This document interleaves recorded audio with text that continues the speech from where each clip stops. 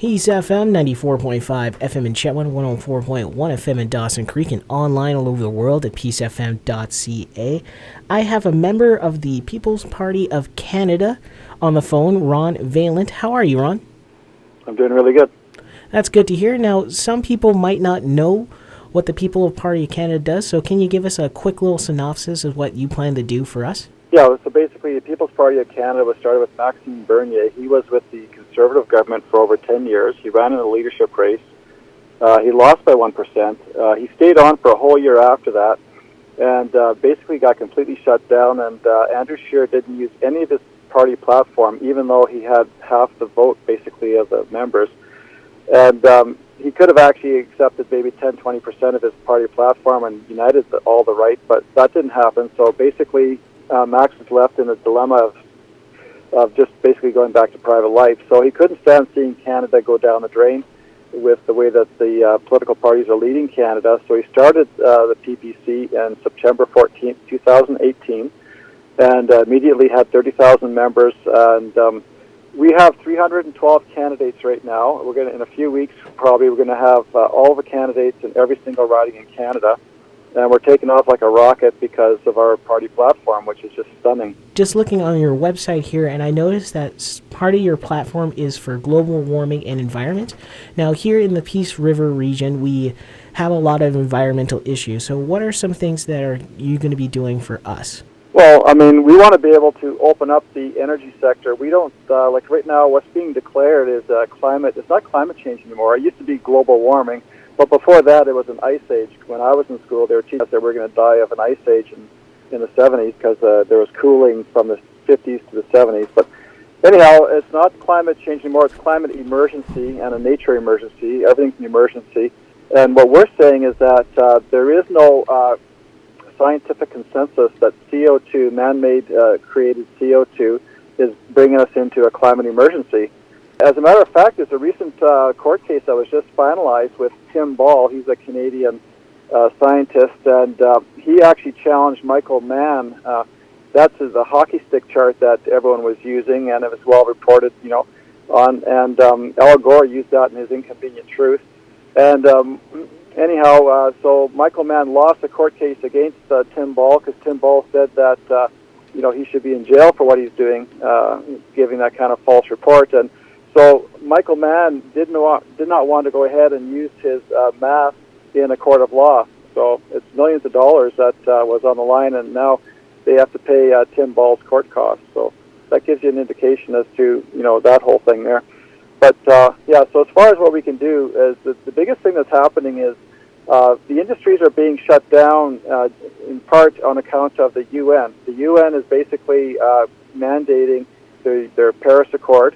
And they want to see that means that they want to, by 2030, they want to have the CO2 levels below 2005 levels by 30%. And even though Canada has increased in population by maybe 15-20%. So we're talking a huge reduction of CO2. And so that means that you're going to have to curtail all kinds of activity to do that. So we're saying that we don't see that consensus with the scientists. There's many scientists, there's 33,000 out there anyhow, who disagree with the man-made global warming, and we have no problem with going ahead and developing our energy sector. So that include the pipelines from Alberta to BC? Even and Energy East too. I mean, for me, I'm stunned that the Liberals or the Conservatives have never put a pipeline across there for national security because Eastern Canada, they have to get their oil from United States and tankers as far away from Saudi Arabia. They have tankers coming in on that coast, but they have a ban on tankers on the west coast for us to export our oil.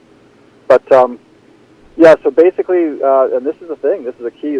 People can grab this. I mean, the Conservatives, they could have easily done this, and they haven't. And basically, 9210 of the Constitution is a part that basically states that when the federal government states something in the national interest, and it's been used 300 times before. This is how the railroad got pushed through in the West. They didn't want it, that's what I understand. But if you declare these pipelines in the national interest, then the federal government has absolute authority over everyone. So if the Quebec province, like they're saying that the people don't want it, that's why they're rejecting pipelines over there. but the people want it. They're just, it's just a political thing over there. And so they can go ahead and say that, but it won't matter because we've already declared it a national interest. And so you have to ask the question as to why the other political parties haven't done this, all these years, right? And it's because, I think it has to do with the UN Paris Accord and shutting everything down in order to meet these targets.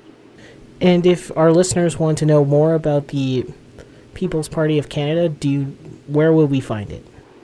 Well, really, what everyone should do is go to peoplespartyofcanada.ca website, and on the top right-hand, or actually, that'll be on the first page now. They changed it, but it'll just say our party platform.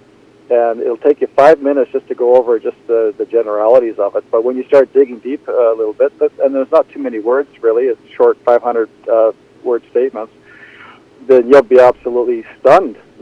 This is absolutely a revolution happening right in Canada before our very eyes. This is a new, fresh party that is not manipulated, and it's really a populist movement. And myself, I only voted 3 times.